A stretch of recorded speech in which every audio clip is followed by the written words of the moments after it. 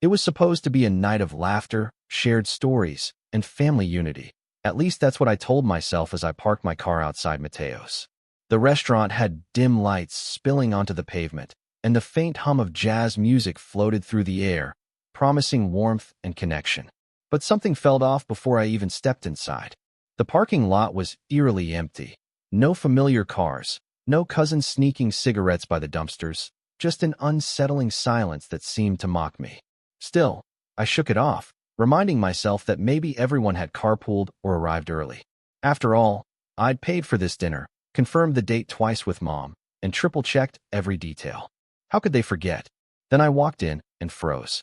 There, on the table reserved for our private party, sat a large invitation card with my name boldly written across it. Except it wasn't just written, it was crossed out in thick red ink, with the words "Not Needed" scrawled beneath in jagged, angry strokes. My stomach dropped like a stone. It wasn't enough that they'd excluded me. Now they wanted to make sure I knew exactly how disposable I was. A group of strangers at a nearby table glanced over, their whispers slicing through the room. "Wow, can you believe someone would do that?" Another muttered under her breath. "Poor guy." Their pity stung more than anything else. When the hostess approached, her polite smile faltering as she scanned her list, she delivered the final blow. "Sir, your family. They were here last night." Last night, not tonight. She must have seen the shock ripple across my face because her tone softened, though it didn't help. They hadn't forgotten, they'd planned it. Every message confirming Friday at 7 p.m., every reassurance from Mom, it was all a lie. And when I called her later, pretending everything was fine, she laughed it off. "Oh honey, it was yesterday. Don't worry, we'll bring you leftovers." Leftovers. Like I was some stray dog begging for scraps, not a son, not a brother. That moment in the parking lot, sitting alone in my car, the weight of years of neglect crashing down on me. I realized this wasn't just about one missed dinner. This was the culmination of being treated as nothing more than a walking ATM, a shadow in family photos, a name to scribble out when inconvenient. And for the first time, I understood silence wasn't safe, it was suffocating. Tomorrow, I decided I wouldn't stay quiet anymore. The parking lot of Mateo's restaurant was a graveyard of silence, an eerie void that gnawed at my gut the moment I stepped out of my car. No familiar cars, no cousins sneaking cigarettes by the dumpsters, no distant hum of laughter or clinking glasses spilling from inside. Just emptiness, a hollow echo of what should have been a bustling family reunion. My chest tightened as I replayed the text message Mom had sent 2 weeks ago. Friday, 7 p.m., Mateo's. Can't wait to see everyone. I'd confirmed it 3 days ago, twice. Friday, 7:02 p.m., I was right on time. But something wasn't adding up. I walked toward the entrance, each step heavier than the last.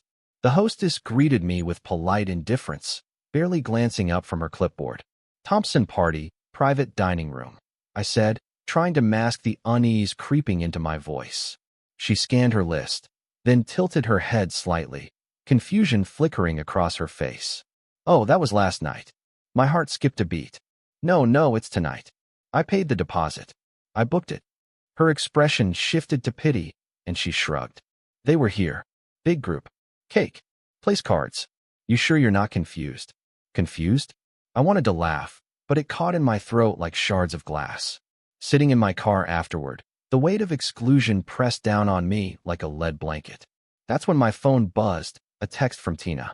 Of course, it was her. Attached to the message was a photo of the dinner table, alive with laughter and candlelight.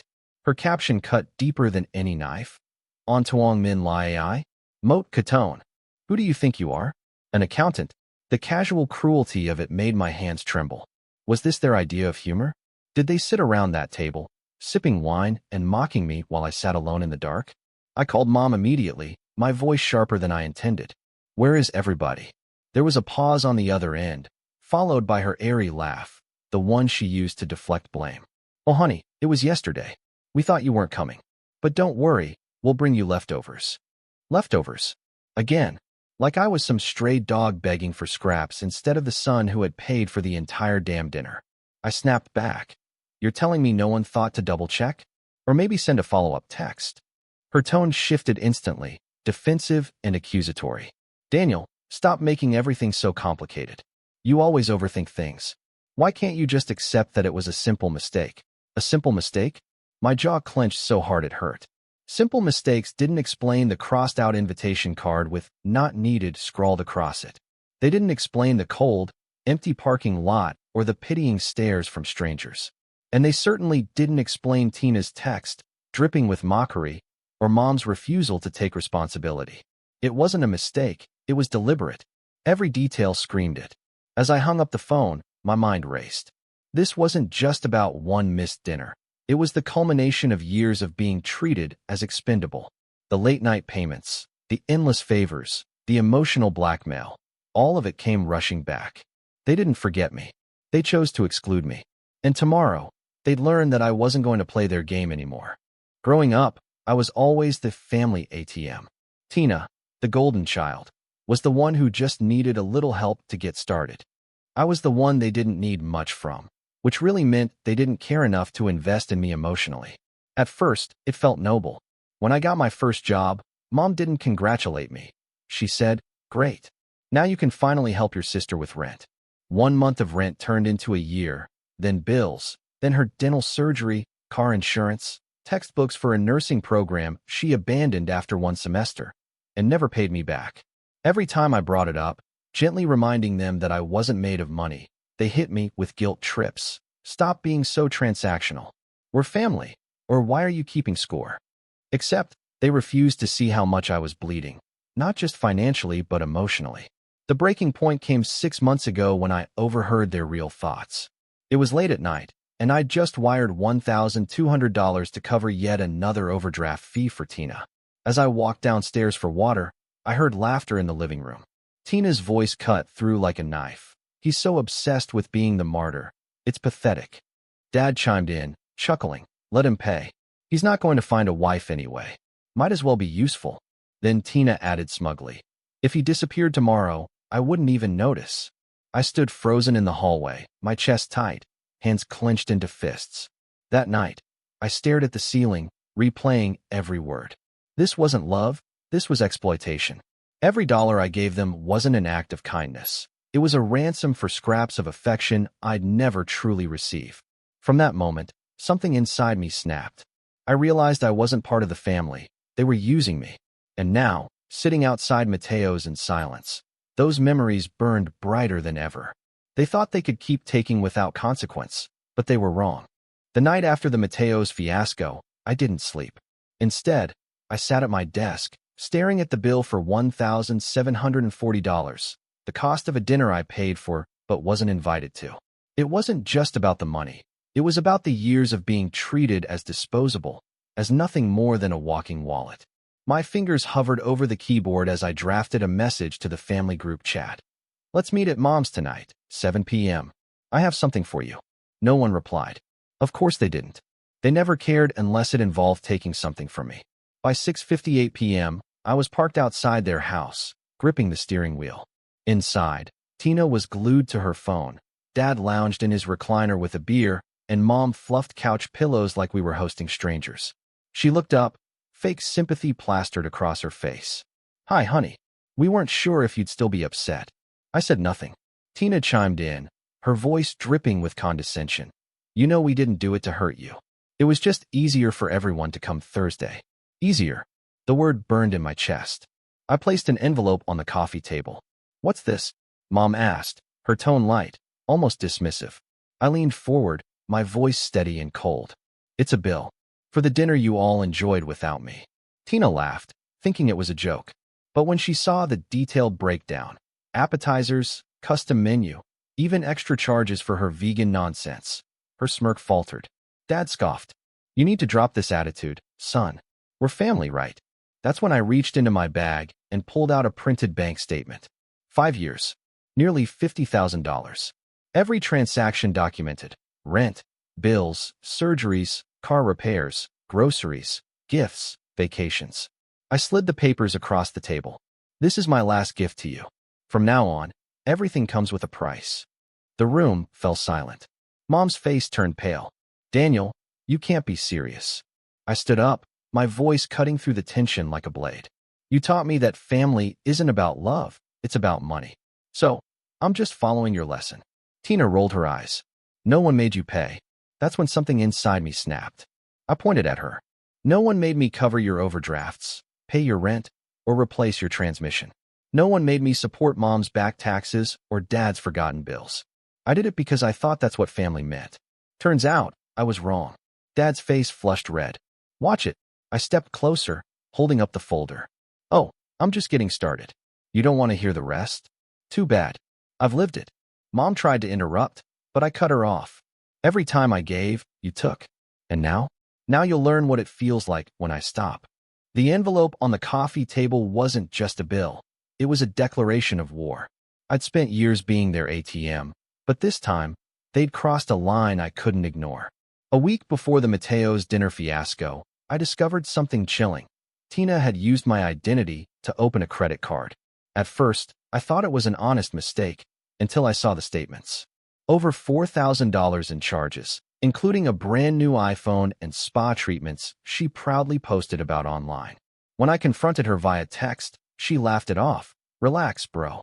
It's not like you're using your credit score anyway. I didn't laugh. Instead, I called the credit company and reported the fraud. They confirmed the address linked to the account was my parents' house, the same place where Tina lived rent-free thanks to me. The next morning, as I sat in silence outside Mom's house, 2 police officers arrived. According to Mom's frantic voicemail later that day, they showed up at 7:45 a.m. while she was still in her robe. We're following up on an identity theft claim, one officer said calmly. Tina tried to play innocent, insisting she panicked because of stress. But when the officers asked to see her phone, they uncovered a bombshell. Text messages revealed her casual cruelty. Use my bro's info for spa day, he won't notice. Worse still, the iPhone purchased with the stolen identity became central to a criminal investigation. The store where Tina sold it back was robbed by a professional theft ring, and the device was tied to illegal activity. Suddenly, this wasn't just family drama, it was a legal nightmare. When Detective Reynolds called me later that evening, his tone was grave. We have enough evidence to press charges, he said. Do you want to proceed? My hands trembled as I held the phone. This wasn't just about justice. It was about sending a message. That night, my phone exploded with calls and texts from Mom, Dad, and even Tina. Please don't do this. Tina begged. You're ruining my life. Ruining her life? After everything she'd taken from mine? The final blow came during questioning. Tina broke down within minutes, admitting she'd known exactly what she was doing. Mom tried to intervene, claiming Tina was under pressure, but it was too late. The officers recorded everything, sealing Tina's fate. As I hung up after speaking to the detective, I realized something profound. Silence wouldn't protect me anymore. Sometimes, the loudest statement isn't made with words, it's made with actions. And tomorrow, when the police returned to question them further, my family would learn that lesson the hard way. When the police arrived at my parents' house, chaos erupted. Mom clutched her robe like it was a lifeline. Dad barked orders no one listened to, and Tina tried to slip out unnoticed, until an officer gently but firmly stopped her. We'd like to speak with everyone, he said, his tone calm but unyielding. The room froze. For years, they had treated me as disposable, a silent ATM in the corner of their lives. Now, for the first time, someone else held the power, and they hated it. Tina cracked within minutes. Her excuses crumbled under the weight of evidence. The credit card statements, the text messages mocking me, even the spa receipts she'd posted online. I didn't think he'd care, she cried, pointing at me as if I were somehow to blame. Mom jumped in, her voice trembling. This is just a misunderstanding. She's under stress. She didn't mean any harm. But the officers weren't swayed. They recorded everything, asked pointed questions, and left no room for denial. Then came the appeals. Mom pleaded, Daniel, please. Can't we handle this as a family? Her words dripped with desperation, but they rang hollow. Did she really think I'd drop everything after years of exploitation?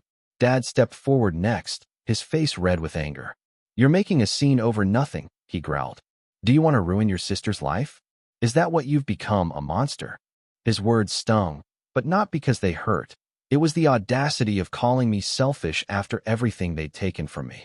The breaking point came when Dad finally admitted fault. I was wrong about you, he muttered, his voice barely above a whisper. It was the closest thing to an apology I'd ever heard from him.